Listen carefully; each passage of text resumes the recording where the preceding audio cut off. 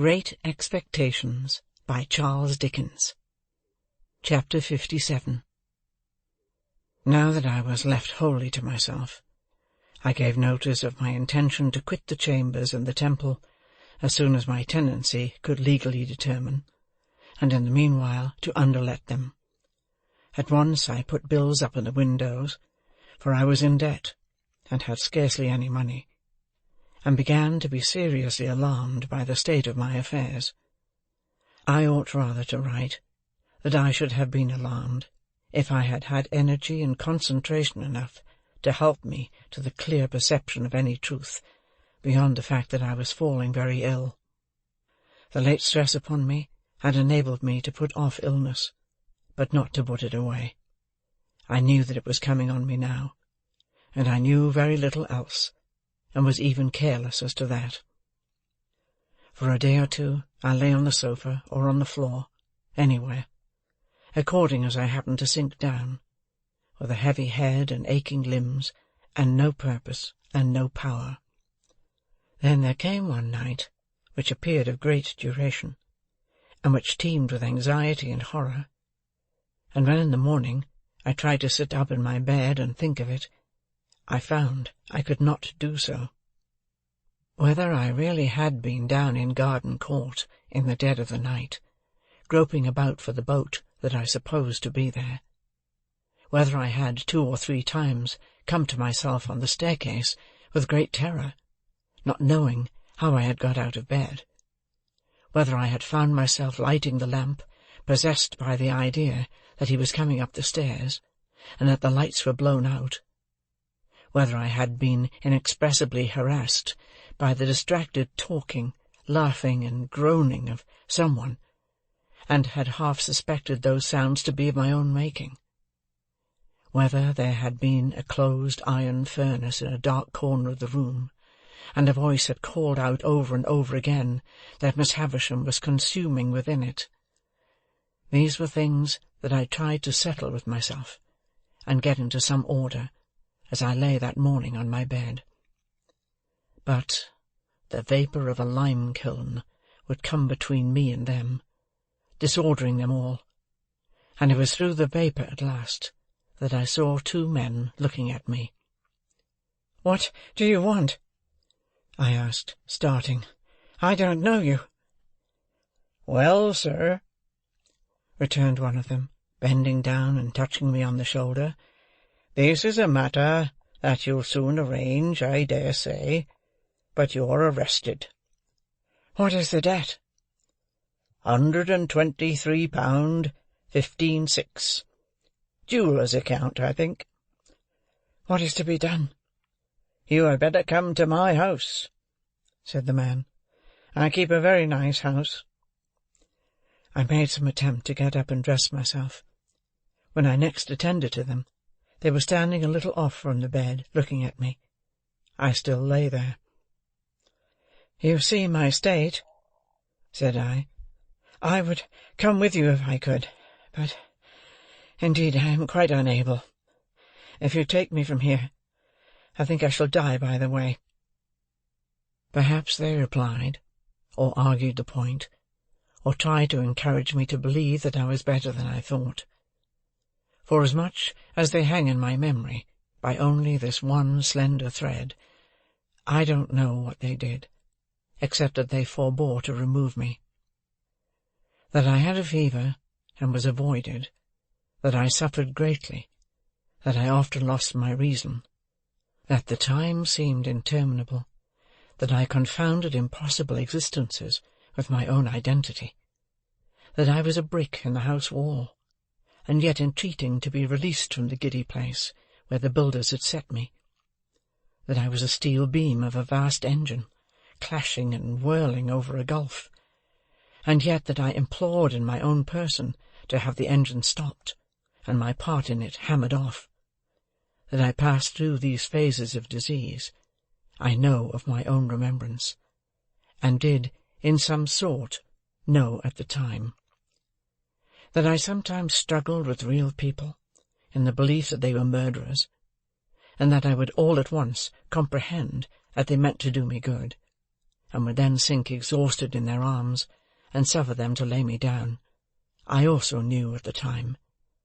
But, above all, I knew that there was a constant tendency in all these people, who, when I was very ill, would present all kinds of extraordinary transformations of the human face, and would be much dilated in size.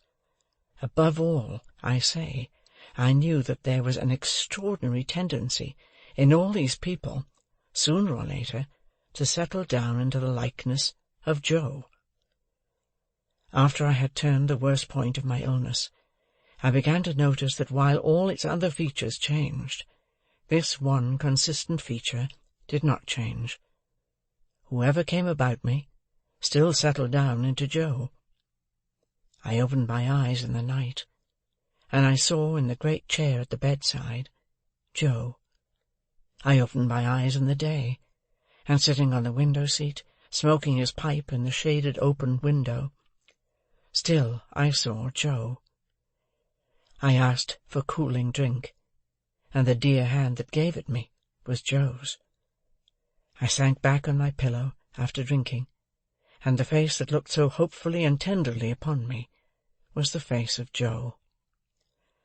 At last, one day, I took courage and said, "Is it Joe?" And the dear old home voice answered, "Richard Hare, old chap." "Oh, Joe, you break my heart. Look angry at me, Joe. Strike me, Joe. Tell me of my ingratitude. Don't be so good to me." For Joe had actually laid his head down on the pillow at my side, and put his arm round my neck, in his joy that I knew him. "Which, dear old Pip, old chap," said Joe, "you and me was ever friends, and when you're well enough to go out for a ride, what larks." After which Joe withdrew to the window, and stood with his back towards me, wiping his eyes. And as my extreme weakness prevented me from getting up and going to him, I lay there, penitently whispering, "Oh, God bless him! Oh, God bless this gentle Christian man!" Joe's eyes were red when I next found him beside me, but I was holding his hand, and we both felt happy. "How long, dear Joe?" "Which you mean to say, Pip, how long have your illness lasted, dear old chap?" "Yes, Joe." "It's the end of May, Pip. Tomorrow is the 1st of June. "And have you been here all that time, dear Joe?" "Pretty nigh, old chap. For, as I says to Biddy, when the news of your being ill were brought by letter, which it were brought by the post, and being formerly single he's now married, though underpaid for a deal of walking and shoe leather, but wealth were not an object on his part, and marriage were the great wish of his heart." "It is so delightful to hear you, Joe, but I interrupt you in what you said to Biddy." "Which it were," said Joe, "that how you might be amongst strangers, and that how you and me, having been ever friends, a visit at such a moment might not prove unacceptable. And Biddy, her word were, go to him without loss of time. That," said Joe, summing up with his judicial air, "were the word of Biddy.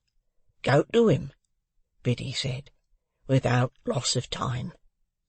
In short, I shouldn't greatly deceive you," Joe added, after a little grave reflection, "if I represented you that the word of that young woman were, without a minute's loss of time."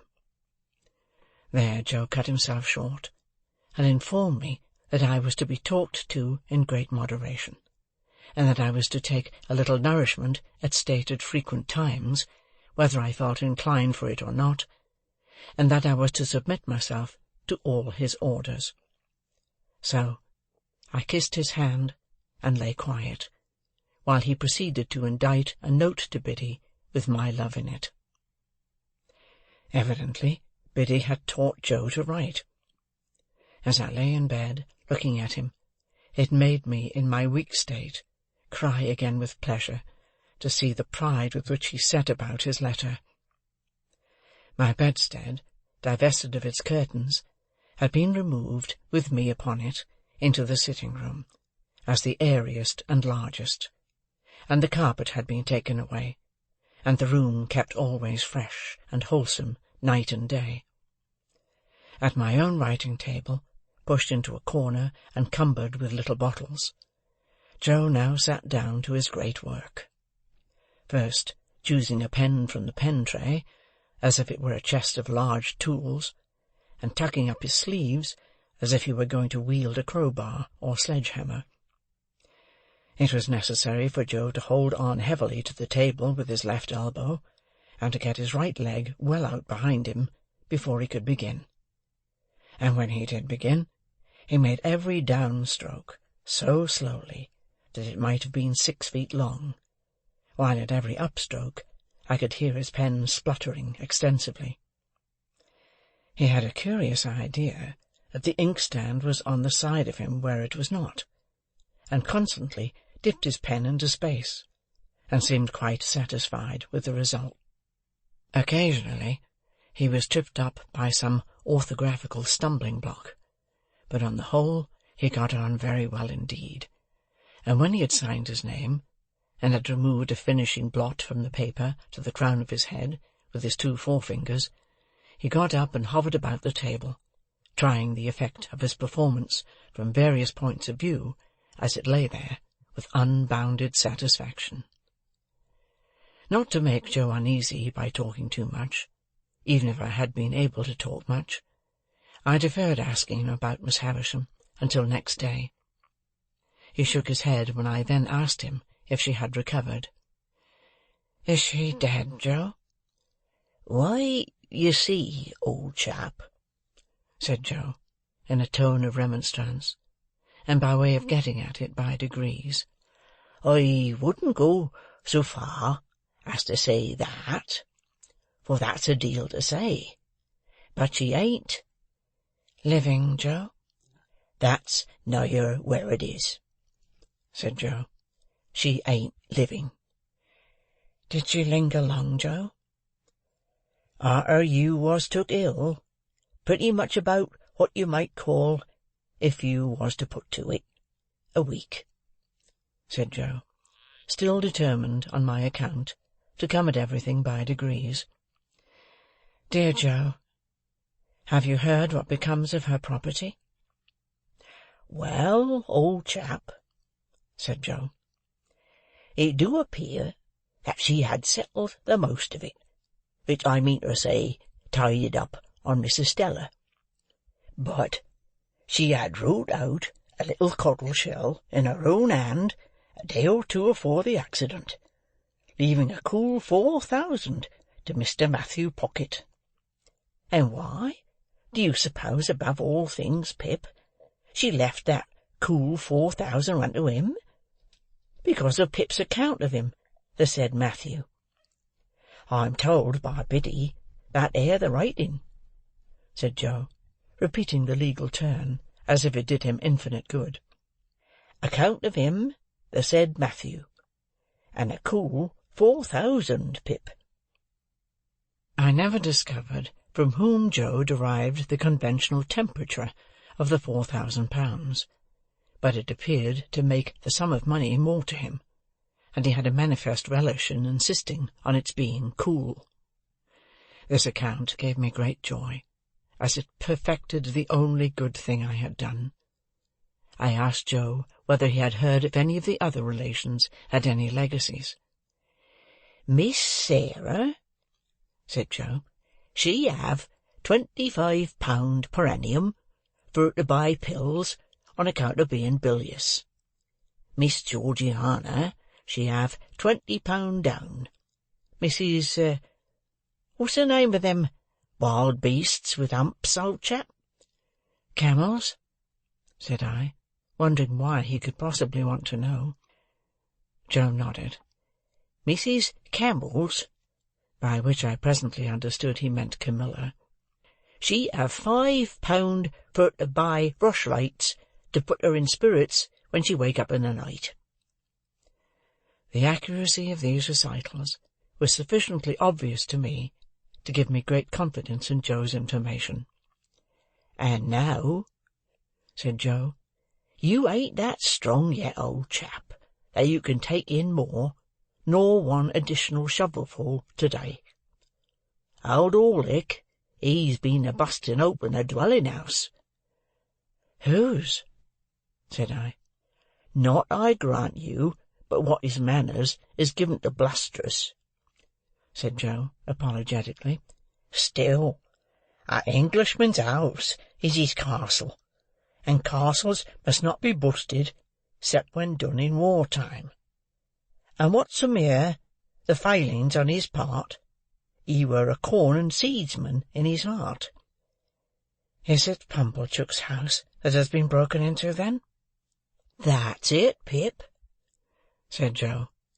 And they took his till, and they took his cash-box, and they drinked his wine, and they partook of his victuals, and they slapped his face, and they pulled his nose, and they tied him up to his bedpost, and they give him a dozen, and they stuffed his mouth full of flowering annuals to prevent his crying out. But he knowed Orlick, and Orlick's in the county jail.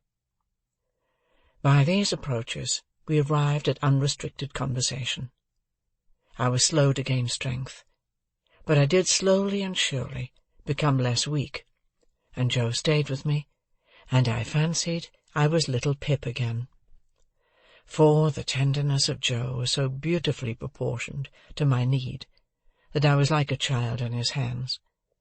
He would sit and talk to me in the old confidence, and with the old simplicity, and in the old unassertive protecting ways, so that I would half believe that all my life, since the days of the old kitchen, was one of the mental troubles of the fever that was gone.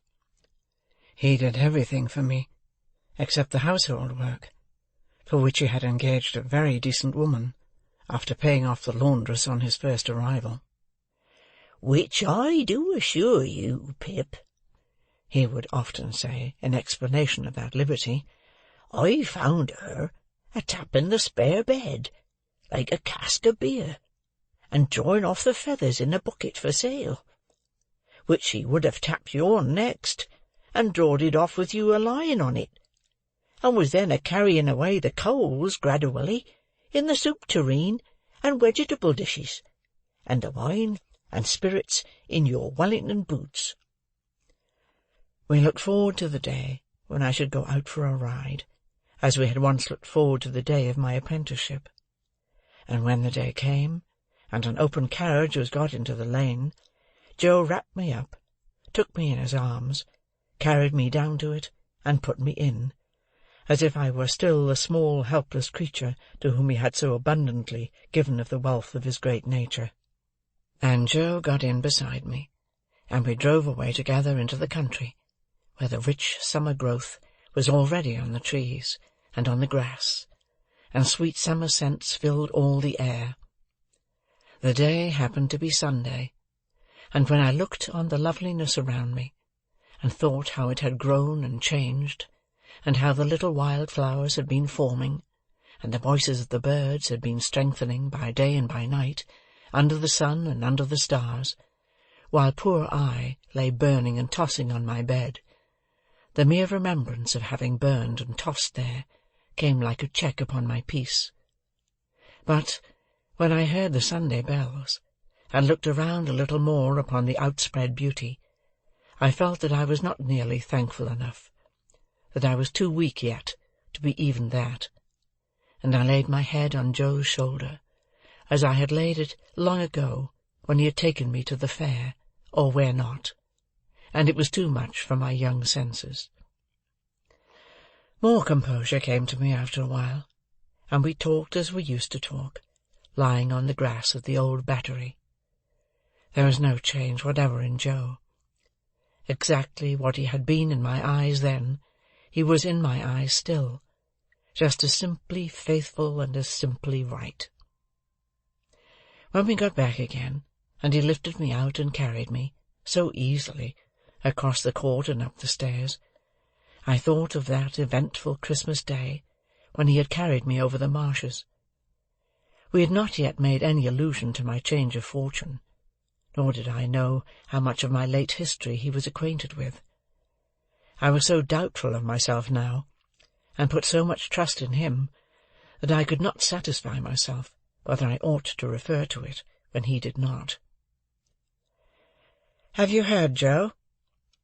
I asked him that evening, upon further consideration, as he smoked his pipe at the window, "who my patron was?"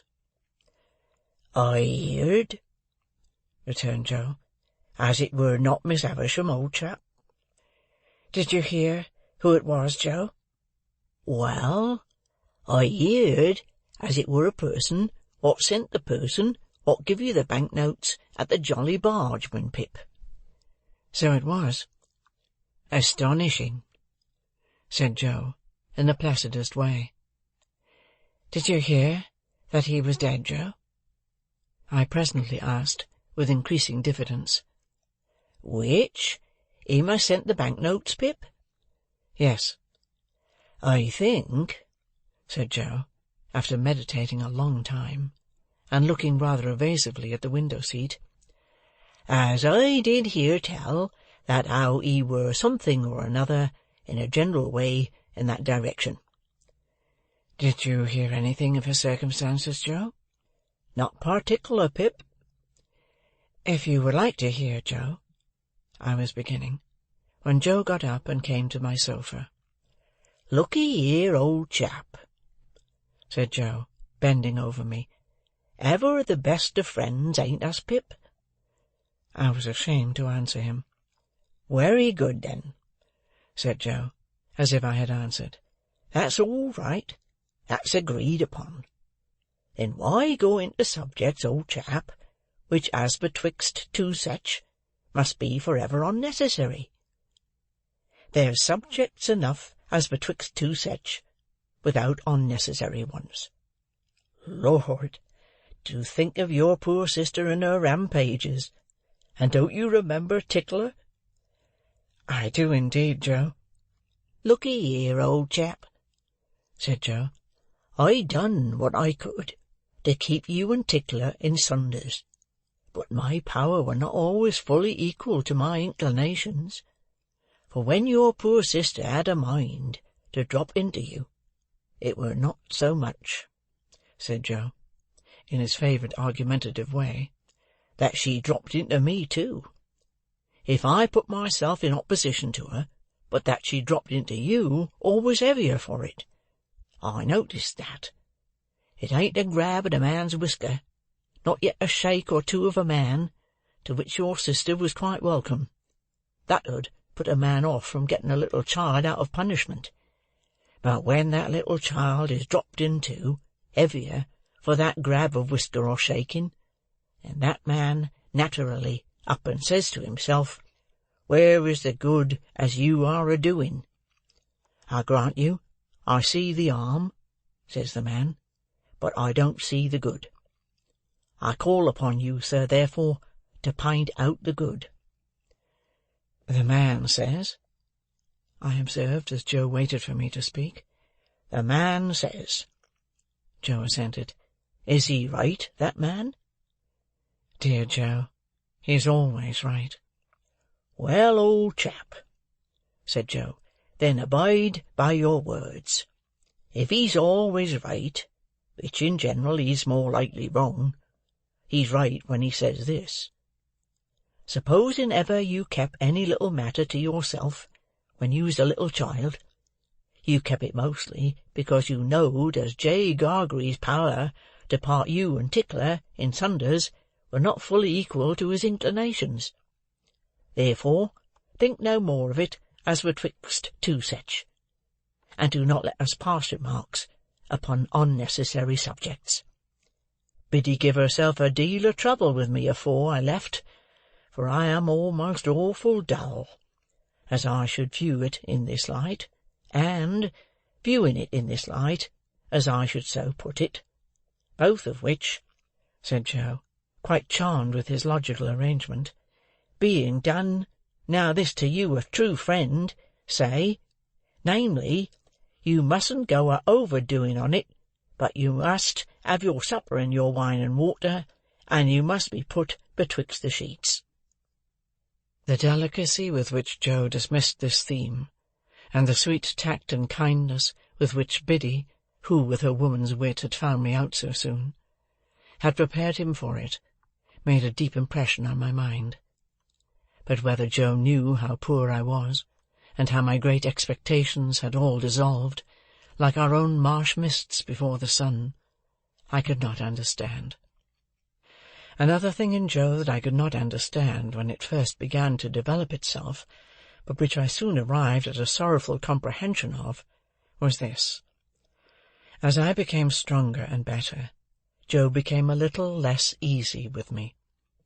In my weakness and entire dependence on him, the dear fellow had fallen into the old tone, and called me by the old names, the dear old Pip, old chap, that now were music in my ears. I too had fallen into the old ways, only happy and thankful that he let me. But, imperceptibly, though I held by them fast, Joe's hold upon them began to slacken, and whereas I wondered at this at first, I soon began to understand that the cause of it was in me, and that the fault of it was all mine. Ah!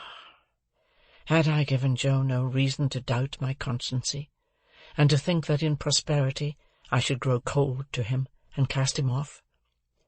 Had I given Joe's innocent heart no cause to feel instinctively that as I got stronger, his hold upon me would be weaker, and that he had better loosen it in time and let me go, before I plucked myself away? It was on the third or fourth occasion of my going out walking in the Temple Gardens, leaning on Joe's arm, that I saw this change in him very plainly. We had been sitting in the bright warm sunlight, looking at the river, and I chanced to say as we got up, "See, Joe, I can walk quite strongly. Now you shall see me walk by myself." "Which do not overdo it, Pip," said Joe, "but I shall be happy for to see you able, sir." The last word grated on me, but how could I remonstrate? I walked no further than the gate of the gardens, and then pretended to be weaker than I was, and asked Joe for his arm. Joe gave it me, but was thoughtful. I, for my part, was thoughtful too, for how best to check this growing change in Joe was a great perplexity to my remorseful thoughts. That I was ashamed to tell him exactly how I was placed, and what I had come down to, I do not seek to conceal, but I hope my reluctance was not quite an unworthy one.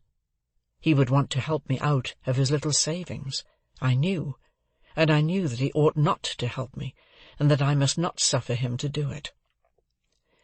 It was a thoughtful evening with both of us, but before we went to bed, I had resolved that I would wait over tomorrow being Sunday, and would begin my new course with the new week. On Monday morning I would speak to Joe about this change. I would lay aside this last vestige of reserve. I would tell him what I had in my thoughts, that secondly, not yet arrived at, and why I had not decided to go out to Herbert, and then the change would be conquered for ever. As I cleared, Joe cleared, and it seemed as though he had sympathetically arrived at a resolution too. We had a quiet day on the Sunday, and we rode out into the country, and then walked in the fields. "I feel thankful that I have been ill, Joe," I said. "Dear old Pip, old chap, you're almost come round, sir." "It has been a memorable time for me, Joe." "Likewise for myself, sir," Joe returned. "We have had a time together, Joe, that I can never forget. There were days once, I know, that I did for a while forget, but I never shall forget these." "Pip," said Joe, appearing a little hurried and troubled. "There has been larks, and, dear sir, what have been betwixt us have been." At night, when I had gone to bed, Joe came into my room as he had done all through my recovery. He asked me if I felt sure that I was as well as in the morning. "Yes, dear Joe, quite." "And are always a-getting stronger, old chap?" "Yes, dear Joe, steadily." Joe patted the coverlet on my shoulder with his great good hand, and said, in what I thought a husky voice, "Good night." When I got up in the morning, refreshed and stronger yet, I was full of my resolution to tell Joe all without delay. I would tell him before breakfast. I would dress at once and go to his room and surprise him, for it was the first day I had been up early. I went to his room, and he was not there. Not only was he not there, but his box was gone. I hurried then to the breakfast table, and on it found a letter. These were its brief contents. "Not wishful to intrude, I have departed, for you are well again, dear Pip, and will do better without J.O. P.S. Ever the best of friends." Enclosed in the letter was a receipt for the debt and costs on which I had been arrested. Down to that moment I had vainly supposed that my creditor had withdrawn or suspended proceedings until I should be quite recovered. I had never dreamed of Joe's having paid the money, but Joe had paid it, and the receipt was in his name. What remained for me now but to follow him to the dear old forge, and there to have out my disclosure to him, and my penitent remonstrance with him, and there to relieve my mind and heart of that reserved secondly, which had begun as a vague something lingering in my thoughts, and had formed into a settled purpose? The purpose was that I would go to Biddy, that I would show her how humbled and repentant I came back, that I would tell her how I had lost all I once hoped for, that I would remind her of our old confidences in my first unhappy time. Then I would say to her, "Biddy, I think you once liked me very well, when my errant heart, even while it strayed away from you, was quieter and better with you than it ever has been since. If you can like me only half as well once more, if you can take me with all my faults and disappointments on my head, if you can receive me like a forgiven child, and indeed I am a sorry Biddy, and have as much need of a hushing voice and a soothing hand, I hope I am a little worthier of you than I was, not much, but a little. And, Biddy, it shall rest with you to say whether I shall work at the forge with Joe, or whether I shall try for any different occupation down in this country, or whether we shall go away to a distant place where an opportunity awaits me which I set aside when it was offered, until I knew your answer. And now, dear Biddy, if you can tell me that you will go through the world with me, you will surely make it a better world for me, and me a better man for it, and I will try hard to make it a better world for you." Such was my purpose. After 3 days more of recovery, I went down to the old place to put it in execution, and how I sped in it is all I have left to tell. End of chapter 57.